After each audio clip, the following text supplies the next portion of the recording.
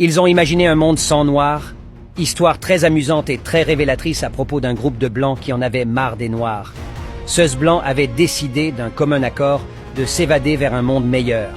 Ils étaient donc passés par un tunnel très sombre pour ressortir dans une sorte de zone nébuleuse au cœur d'une Amérique sans noirs, où toute trace de leur passage avait disparu.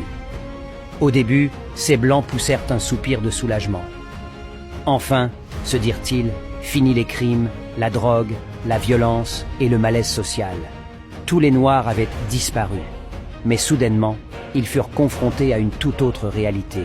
La Nouvelle-Amérique n'était plus qu'une grande terre aride et stérile. Les bonnes récoltes étaient rares, car le pays s'était jusqu'alors nourri grâce au travail des esclaves noirs dans les champs.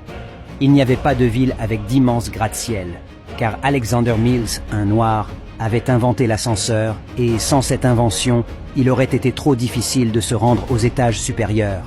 Il n'y avait pratiquement pas d'automobile, car c'était Richard Spikes, un noir, qui avait inventé la transmission automatique. Joseph Gamel, un autre noir, avait inventé le système de suralimentation pour les moteurs à combustion interne, et Garrett A. Morgan, les feux de circulation. De plus, il n'y avait plus de réseau urbain express, car son précurseur, le tramway, avait été inventé par un autre noir, Elbert R. Robinson. Même s'il y avait des rues où les automobiles et autres rames ferroviaires express pouvaient circuler, elles étaient jonchées de papier et de déchets, car Charles Brooks, un noir, avait inventé la balayeuse motorisée. Il y avait très peu de magazines et de livres, car John Love avait inventé le taille-crayon, William Purvis, la plume à réservoir, et Lee Burridge, la machine à écrire, sans oublier Willa Lovett avec sa nouvelle presse à imprimer. Vous l'avez deviné? Ils étaient tous des Noirs. Même si les Américains avaient pu écrire des lettres, des articles et des livres, ils n'auraient pas pu les livrer par la poste, car William Barry avait inventé le tampon manuel et Philip Downing la boîte aux lettres. Le gazon était jaunâtre et sec, car Joseph Smith avait inventé l'arrosoir mécanique, et John Burr, la tondeuse à gazon. Lorsque les Blancs rentrèrent dans leur maison, ils constatèrent qu'elles étaient sombres, ce qui n'était pas surprenant puisque Lewis Latimer avait inventé la lampe électrique, Michael Harvey, la lanterne, et Grenville T. Woods, l'interrupteur régulateur automatique. Enfin, leur maison était toute sale car Thomas W. Stewart avait inventé la vadrouille et Lloyd P. Ray, le porte-poussière.